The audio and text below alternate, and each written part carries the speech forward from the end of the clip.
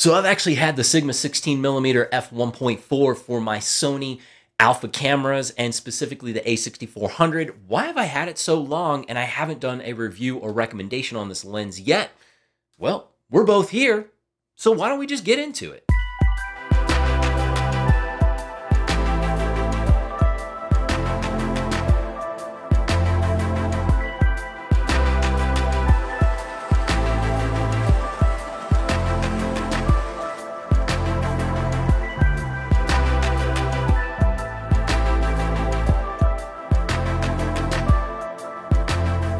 What is up, you beautiful people? Welcome back to the channel, and if you are new here, this is a place where I help entrepreneurs with their creative endeavors, helping you build and scale and do those things that matter. Now, what matters today? Well, we're going to be getting into the a6400 paired up with the Sigma 16mm f1.4 lens. I have had this lens on my 6400 and my a6500. It's actually what I'm filming with right now, my a6500. Because I actually broke the lens, and I'm gonna share that story here in a moment, but I want to talk to you about whether this lens is the lens you need to have in your kit when it comes to your filmmaking and your photography. Now, one of the biggest things that I need to open up here with, and when we talk about open up, that is the aperture. At f1.4, this is going to allow you to do so many things when it comes to your filming. It's going to allow you to be able to focus on your subject right in front of you and then to blur that background or to get that bokeh or bokeh, however you like to say it. But what it'll do is it'll allow you to get that both in your video and your photos. Now we're moving up to between f1.4 and f16. So the thing is that one of the things when you are wide open, you need to make sure, depending on your filming situation, your lighting and your natural light, I recommend an ND filter, and I will link one up that I think is fairly reasonably priced for under $30, a variable ND. Now there are some better ND filters out there, but for this one, and this does have a filter size of 67mm, and what you want to make sure of is put those sunglasses on your lens. So when you are wide open and your lighting is also wide open, you need to make sure that you are not overexposed. I get excited about the f1.4 and I have overexposed myself. And that's the one thing that you just have to make sure is that when you know that you can be wide open, do you really need to be wide open? And one of the things that I want to dive in further on is the fact that these Sigma lenses are wicked fast, especially when you compare them to the Sony native lenses. I do not think that you lose any of that feature on these APS-C cameras at all. I think that the Sigma lenses are very comparable to the native lenses from Sony, and I just, you know what, the autofocus on these cameras is amazing and the lenses can keep up with it. Now, speaking of keeping up, one of the things that I do need to mention here is the fact that as the Sony lenses, they will have OSS, not all of them, but many of the Sony lenses will have that optical steady shot. However, the Sigma lenses do not. The questions may start rolling in, and leave those below because you know I love chatting it up in the comments section. But this is not an optical steady shot lens, and the 6400 does not have IBIS. So what in the world do I do? Well, there's a couple of situations that I'll bring you into my workflow. Depending on the filming that I'm doing, I may end up using a gimbal, but let's just say that you don't have a gimbal. Well, there are options out there to film in 120 frames, but we can do on the 6400, or you can film in 60 frames and slow that down and even stabilize that in post. It just depends on your filming situation. Now, one of the things that I have done is some handheld shots, just using handheld and just walking along very slowly, kind of like ninja style, heel toe. So yes, you have to keep that in mind.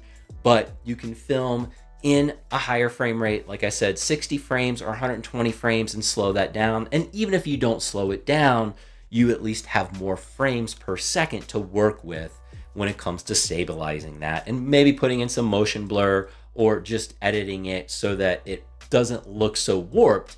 So yeah, that is one caveat to think about, that this is not stabilized. But depending on what your shooting style is, a lot of times I will just kind of lock my elbows as I'm kind of panning around, or dolly moves, just making sure that I'm not stepping and doing it, but just leaning into the shot or panning around with the elbows locked. Also, I have these quick release here from Peak Design where I can just throw the strap on, and if I also want to do that as well and just do the same thing where everything is more steady. And I would say it's not perfect, but it's definitely a way that you can film and get some of that handheld B-roll or A-roll even. And I'll do a video on that specifically. So let's just get back into the lens though. Now, build quality, when we also compare it to those Sony native lenses, is amazing with mostly metal construction here. And the focus by wire, this focus ring is on point. I mean, it is smooth as ice, or smooth as a Sigma prime lens here. Now, it does come in just over 400 grams and around 14 ounces.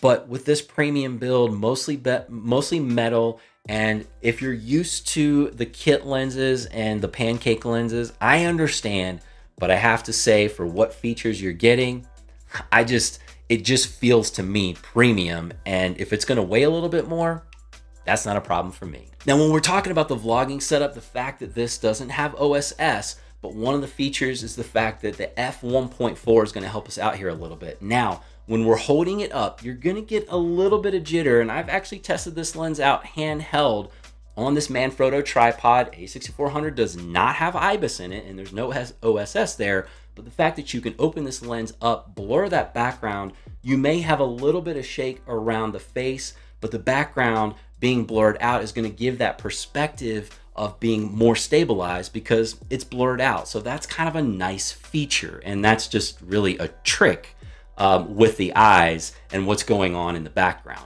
And of course, while we're on that f1.4 again, I tell you what, we just spent a lot of time on the Aperture. This is really gonna be a beautiful lens when it comes to filming at night. And I have to say that this is always in my bag when I know that I'm going to be in a situation where I'm going to be needing some of that low light performance. And I am still going to be doing a tutorial on low light filming, because it's a matter of also using the light that you have in your situation or bringing lights with you. But even in very low light situations, I'll tell you what, this has been the go-to. Another feature that I really like about it, especially being the focal length in that 16mm, is the fact that when you're doing that top-down photography or unboxings and getting that perspective, it's still wide enough for those product shots overhead. And then also even those unboxings, when I have even big pieces that kind of spread across the table, it's really nice with my particular overhead rig that I have. And I'll actually link that video up as well. It's a great portable rig if you're doing a lot of overhead work and you're on the go. Now, popping this on a gimbal, obviously that's going to stabilize my shots.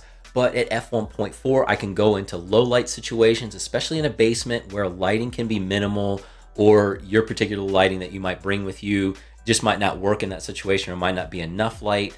But also too, it's still wide at 16mm, still 24mm equivalent. And would I like to have a wider lens in some situations? It would be helpful, but I have run into the issue where, let's say at 12mm, depending on the lens, it gives me a warped look and also a fisheye look, and that's not really what I'm going for. So you do have to think about your shooting situations. Are you going to be like always like constantly in very small situations like powder rooms and bathrooms? You will have to get creative with that type of filmmaking or that particular setting. But generally speaking, I love the fact that it can go wide enough to really capture the depth and width, and just sort of it gives the feeling that the room is much bigger when you can go wide like that. Now, one of the features that I haven't really discussed too much is the photography. Is this lens good for photography? It depends. Now, for landscape photography, that is my lens, because I love getting that wider perspective, especially being out here in Colorado, trying to get the mountain range and get that background, everything fitting in. And I do love it for landscape photography. When it comes to also filming in the city, when I'm getting photography in the city, getting that architecture, it also is a fantastic lens for that. I love the perspective, like the angles that I can be filming in. And so I do think it's a great lens for architecture. The thing is, though, is what I want to say when it comes to portraiture, this is where I've had a very mixed experience. And I don't have a lot of examples here because I just choose not to use it in portraiture, because when you're talking about the focal length, you really have to be right up on your subject to just get those details. And trying to be far back and then trying to crop in or punch in post, that's going to be much more challenging, and it's just going to be really soft up in the edges, and it's just not going to give you what you're looking for. And of course, I've actually used this for a lot of product photography and filming, and I haven't really had any issues, because obviously, like, if I'm having to get close to my subject or the product that I'm filming, it's not an actual person, it's not a model that I'm up in their grill, but it has given me the details that I'm looking for in that product setup. So if you are doing product photography or filmmaking, again, whether overhead shots, flat lays, or just right up on that subject, again, with the focal distance, I think this could be a good lens for you. So in summary, who do I think this lens is for? Well, just about everybody that's got the Sony APS-C line here, whether you've got all the way from a6000 to the 6600 that is yet to be released, even without the OSS, I do think that this is a fantastic lens to have in your kit.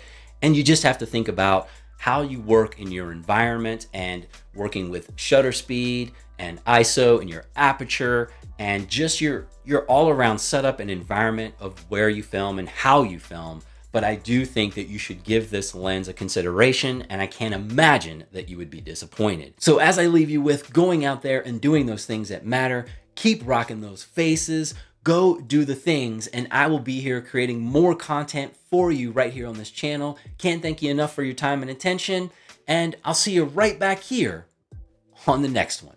So I realized I didn't finish the story on the broken lens, in that I had the Sigma on the 6400 in this cage, and I was in a skate park with my son. Now, I am comfortable on skateboards, half pipes, quarter pipes, skate parks. I've been skating for years, but I was not on a skateboard. So I was trying to do this crazy stabilized shot on a gimbal and the Segway. And when I went up on the quarter pipe in the skate park on the Segway was like, I don't know what you're trying to do, but I'm out of here. The motors bucked me off, pushed me off of the Segway. I went down. Thankfully, this thing was in the cage because it hit the ground.